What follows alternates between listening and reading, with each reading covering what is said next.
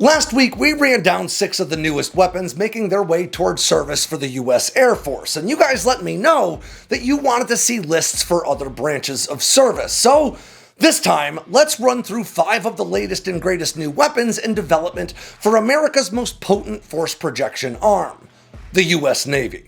Now, there's no denying that the Navy's facing some serious challenges in several arenas, maybe most notably across its perpetually delayed shipbuilding infrastructure. But America's seafaring branch is also at the forefront of several new warfighting technologies that promise to change the way combat plays out on the high seas.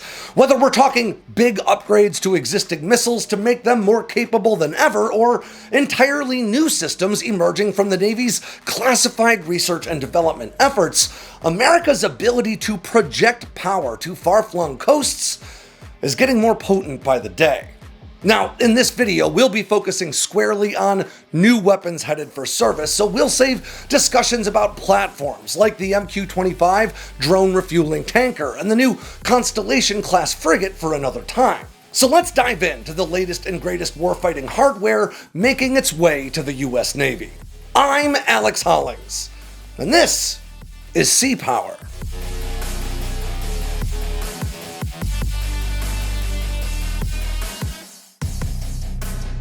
The US Air Force wants to send its remaining 162 A-10 Warthogs to the boneyard early in its latest budget request, with aims to retire the entire fleet by the end of next year, rather than the close of this decade as previously planned. And I've been staying on top of all of this thanks to Ground News.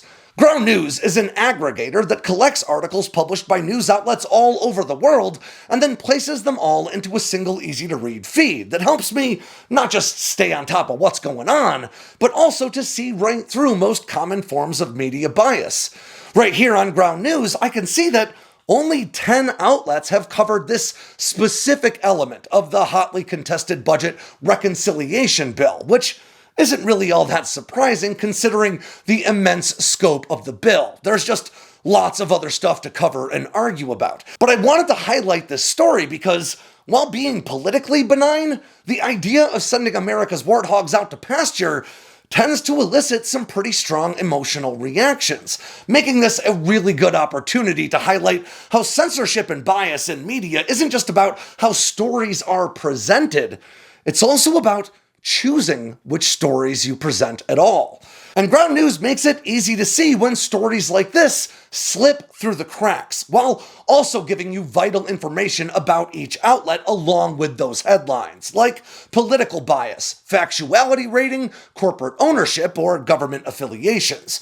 And I love the Ground News blind spot feature that shows me stories that are getting lots of traction in one political sphere, but being ignored in the other. It helps me find more stories that are slipping through these media cracks. Ground News is a big part of my research and my day-to-day news consumption, and it can be for you too. Just go to ground.news/sandboxx with 2 X's, or just follow that link in the description below to get a whopping 40% off the same Vantage plan that I use every day. Again, that's ground.news/sandboxx to get 40% off their Vantage plan that'll help you stay on top of things. Despite my deep affinity for air power, I don't think it's controversial to say that America's sprawling Navy, including 11 carrier strike groups and 14 of the most powerful nuclear ballistic missile submarines ever fielded, represents the most strategically valuable and culturally significant element of the American armed forces. For many people living well beyond the confines of American borders, the United States is often little more than a looming geopolitical presence, casting a very large shadow from beyond the horizon. In popular culture, America is larger than life, with 70 to 80% of people in European countries reporting that they enjoy American movies, music, and TV, at least according to one Pew Research Center report. And demand for many American television programs like Desperate Housewives and 2.5 Men, even The Bachelor, all see higher demand in foreign markets like Russia and Brazil than they even do in the United States. Now, this cultural hegemony has a unique and complex impact on how America is perceived by foreign adversaries and partners alike. After all, most Americans understand that the Jersey Shore was, well, barely an accurate depiction of the Jersey Shore, let alone the American experience at large. But for many who will never see the United States for themselves, these exaggerated, sensational, and globally pervasive pop culture exports become the America that the world comes to know, for better than for worse. That is, until an American carrier strike group broaches the horizon and slowly grows from a tiny speck in the distance to a sprawling formation of advanced Arleigh Burke-class guided missile destroyers, each nearly as large as some World War I battleships, Ticonderoga-class cruisers packing more missiles than any destroyer, replenishment ships, and often a nuclear-powered attack submarine, all escorting the largest warships ever put to sea. America's massive Nimitz and Ford-class nuclear aircraft carriers. Now, each of the U.S. Navy's 11 carrier strike groups represents more combat power than could be fielded by many entire nations. But these massive displays of naval prowess aren't just about laying waste to adversaries. These huge flotillas serve as a stabilizing presence and a diplomatic tool much more often than they launch combat sorties over far-flung targets. For American allies and partners who may perceive America through the lens of our worst reality TV, there are still few more reassuring sights than Old Glory waving above 4.5 acres of fighter jet-laden flight deck surrounded by enough vertical launch system tubes to block out the sun with interceptors and cruise missiles. But the world is changing, and there's a reasonable argument to be made that large-hulled ships like American aircraft carriers are more vulnerable than ever to long-range missile strikes, drone swarms, and a bunch more. So in order to ensure America's carriers remain the world's most potent form of force projection and continue to provide not just huge amounts of combat power, but the stability and reassurance that combat power can provide, the Navy needs new weapons that can not just keep pace with the threat environment, but that lead the way into a new era of seafaring service. And these weapons we're about to run through are just the tip of the iceberg. So let's start with a weapon that lots of people asked for in my recent Air Force weapons video, but is currently still a strictly Navy system. America's longest-ranged air-to-air missile, the AIM-174B Gunslinger, and the new warheads the Navy has in the works to turn these extremely long-range missiles into roving hypersonic missile interceptors. Last month, the U.S. Missile Defense Agency published a new solicitation to industry looking to develop, test, and field a new series of warheads designed specifically for hypersonic missile defense, using what they describe as, quote, wide area effect concepts. Now, this request is specifically for warheads that can be installed on missiles like the AIM-174, with the goal of pumping out service-ready capabilities that can be easily integrated into America's existing air defense apparatus. Now, the Gunslinger is already a uniquely capable weapon, with a really big 140-pound high-explosive warhead. I mean, that's more than 3 times the size of the AMRAAM's and nearly 7 times the size of the Sidewinder's warhead. Now, the AIM-174 has a maximum engagement range that may exceed 300 miles, making it one of the furthest reaching air-to-air missiles on the planet. This weapon has such significant reach, in fact, that it's meant to gather target data from multiple sources while closing with that enemy aircraft, because the missile reaches further out than the launching fighter's radar can see. Now, based directly on the ship-launched SM-6 Interceptor, this massive air-to-air missile stretches almost 15 feet long, with a roughly 13.5-inch diameter and a total weight of about 1,900 pounds. Now, that makes it nearly 2 feet longer and about 900 pounds heavier than the legendary AIM-54 Phoenix that once equipped the Navy's F-14 Tomcats, and it boasts the ability to reach targets potentially more than 3 times further away. But the AIM-174 and the SM-6 it's based on were built for a lot more than long-distance engagements. This weapon carries an enlarged radar seeker derived from the one found in the AMRAAM, along with a data link necessary for mid-course target updates, sufficient propulsion to reach speeds as high as Mach 3.5, and a combination of tail fins and canards that allow for extreme aerobatic maneuvers. As a result, in its surface-launched form, which uses a Mark 72 rocket booster to get airborne, the weapon is rated for a vast array of intercepts ranging from sea-skimming supersonic cruise missiles to just about any fixed or rotary wing aircraft, and even medium-range ballistic missiles in the terminal phases of their flight path. In fact, the SM-6 is so effective at intercepting these fast-moving and maneuverable targets that it's currently considered to be the only air defense interceptor in the world that's rated to bring down modern hypersonic missiles, at least in the right set of circumstances. And if all that wasn't enough, this weapon also has a secondary capability to strike surface targets like enemy warships or ground facilities. But new area effect warheads with a much larger blast radius could result in a much more effective hypersonic missile interceptor, effectively turning every Super Hornet into a flying air defense asset. Now, this has huge implications for carrier defense, of course, but could also allow Super Hornets to provide temporary air defense over the battlefield while ground-based systems are being relocated. Now, this could be particularly important in rapidly escalating situations as something of a hypersonic stopgap in far-flung theaters. But now let's go from high-flying hypersonic missile defense to deep beneath the waves, with the US Navy's new compact rapid attack torpedoes and the Revolver MP program that aims to allow Virginia-class nuclear attack subs to rapidly launch a dozen or more torpedoes at adversary submarines and surface ships alike, all while significantly increasing the magazine depth, or the number of torpedoes carried by these American subs. The Mark 58 Compact Rapid Attack Weapon, or CRAW, is part of a family of tiny torpedo systems based on the common very lightweight torpedo chassis, developed by Penn State University's Applied Research Laboratory. The aspect of this program that's gotten the most attention to date has been the ATT, or anti-torpedo torpedo, that can be deployed from aircraft carriers and even the 14 external decoy launchers on Virginia-class attack subs to close with and destroy inbound torpedoes before they can find their targets.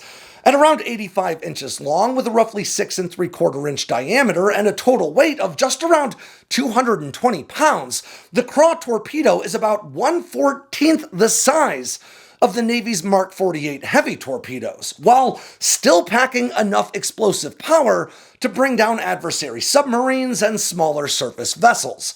So, with all this power packed into such a small package, it was really only a matter of time before the Navy saw the offensive value that these mini torpedoes could provide. And that is where the Revolver MP, or multi-payload program, comes in. The Revolver MP effort is, in simple terms, a multi-launch system for CRAW torpedoes that allows Virginia-class attack subs to pack several mini torpedoes into each torpedo tube that were designed to accommodate much larger weapons.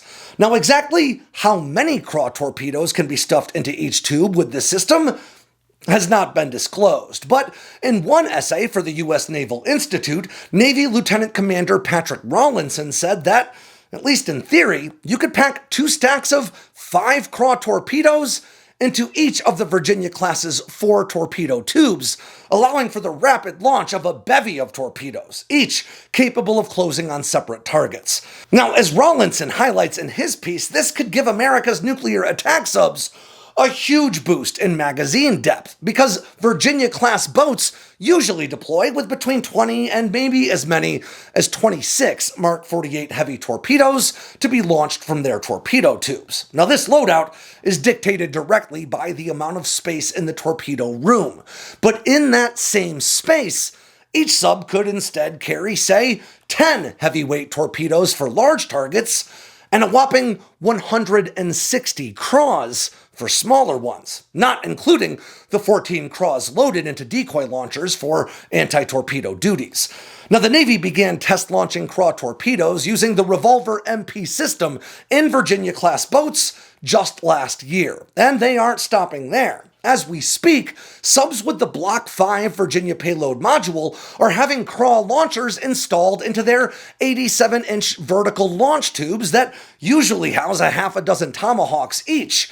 Now, this will allow Virginia-class subs to launch even larger salvos of torpedoes in very rapid succession, making it possible for a single hunter-killer submarine to engage entire formations of enemy warships on its own. Now, the Navy expects to see craw torpedo systems enter production before the end of this year. But while the Navy continues to mature craw toward taking down enemy ship formations, it's also working to protect its own, with the highly secretive, netted emulation of multi-element signature against integrated sensors, or NEMESIS program, which, to be totally clear, may not even be what this effort is still called. But regardless of its name, the premise of this program is to create an electronic warfare ecosystem that can project ghost fleets of surface ships to confuse enemy forces. One significant aspect of this effort is the Long Endurance Electronic Decoy, or LEAD, L-E-E-D. Now, publicly available details about LEAD are extremely sparse, but the Warzone, who's been on top of this effort since breaking the NEMESIS story in 2019, dug up budget documentation for fiscal year 2025 that describes it as, quote, an expendable long-endurance autonomous offboard decoy countermeasure system comprised of a flight vehicle and radio frequency payload with modular capability allowing for rapid modification of the electronic warfare payload. Now, to some extent then, this system sounds a little like something akin to a ship-launched ADM-160 miniature air-launched decoy, or MALD, which is effectively an air-launched cruise missile with the warhead swapped out in favor of an RF transmitter that can project the radar return of, well, just about any in-service aircraft, forcing adversaries to power up their air defense radar arrays to defend against what may appear to be anything from inbound F-16s to a formation of B-52 bombers. But in the case of LEAD, these long-endurance decoy drones instead appear to work in conjunction with one another and other systems to broadcast what would appear to be a whole fleet of American warships on enemy radar screens. The Warzone's Joseph Trevithick posited that each LEAD decoy drone might effectively act as a decoy ship, flying just above the surface of the water at the same approximate speeds and changing course in the same approximate ways that the ship it's replicating might. Now, this would allow for a group of networked LEAD decoys to recreate, say, a whole carrier strike group, far removed from the actual carrier, creating confusion and complicating the kill chain for anti-ship weapons. But until we know more about this effort, we'll just move on to another new carrier defense system, Anduril's reusable Roadrunner M surface-to-air interceptors. Now, these vertical takeoff and landing UAVs are powered by air-breathing turbojet engines like many tactical aircraft and cruise missiles. And while that's somewhat unusual for AI-enabled drones, what makes the Roadrunner M, the armed variant of the Roadrunner line, really special is its ability to turn back and land again to be reused in the event its intended target has already been destroyed or proves not to be hostile. Once airborne, these interceptors can close with a target and use onboard sensors and a data link back to their launching vessel to assess whether or not an inbound target actually needs to be intercepted. If it does, the proximity fuse in the Roadrunner M detonates its onboard blast fragmentation warhead to take that target down. If it doesn't, the Roadrunner just flies back to the destroyer it was launched from and lands vertically to be refueled and used all over again. Now, this makes it possible to launch a large number of Roadrunner M's at the earliest signs of an inbound threat, knowing that you can recover any interceptors that aren't detonated in the engagement. Anduril also touts their Roadrunner M as extremely maneuverable and capable of sustaining high subsonic speeds, making it well-suited for engaging even aerobatic drones designed to evade intercept. And thanks to Anduril's lengthy experience with system autonomy, they say a single operator can supervise a large number of these weapons at once. Now, when I spoke to Anduril about this and other weapons in Denver a few months ago, they emphasized the importance of the open system software architecture in Roadrunner that allows for rapid integration into just about any existing air defense radar and target acquisition system, which explains why these weapons that have, at least as far as we know, only seen use in clandestine operations mounted by the US Special Operations Command thus far, could be so quickly integrated into the layered defenses of a carrier strike group. Now, specific details about the Roadrunner M's performance are pretty tough to come by, like its maximum range or maximum loiter time. But Anduril says it offers, quote, 10 times the one-way effective range and is 3 times more maneuverable in G-forces compared to similar offerings on the market. But what you consider similar offerings could dictate a lot. These systems are already a part of the drone defense suite used by the USS Gerald R. Ford Carrier Strike Group and are likely to become more widespread in the years to come. And now let's close with what may be the most exotic new weapon making its way toward naval service: the Hypersonic Conventional Prompt Strike Weapon, currently being fitted on America's stealth Zumwalt class destroyers. Now, in August of 2023, the USS Zumwalt became the first of the 3 stealth destroyers to see its failed advanced gun system ripped out of its hull and replaced with 4 large new 87-inch vertical missile tubes, each meant to support what will be the Navy's first hypersonic missile, the Conventional Prompt Strike Weapon, or CPS. Each of these 4 tubes will house a multiple all-up round canister, or MAC, that holds 3 CPS missiles, giving each Zumwalt a total loadout of 12 long-range hypersonic weapons. Now, this weapon's been under joint development with the US Army since 2018, but it actually builds on progress made by the Army's Advanced Hypersonic Weapon, or AHW program, that saw its first flight tests all the way back in 2011. Now, like the AHW, this new missile is a hypersonic glide vehicle, or HDV, which means it's carried aloft via a conventional rocket booster, not unlike a ballistic missile. But upon separation, usually at a lower altitude, the HDV glides down toward its targets at immense speeds, while maneuvering along the way to complicate intercept efforts. Now, both Army and Navy versions use the same basic missile system, which includes a 34.5-inch 2-stage solid fuel rocket booster and the hypersonic glide body that's reportedly armed with a kinetic energy projectile warhead.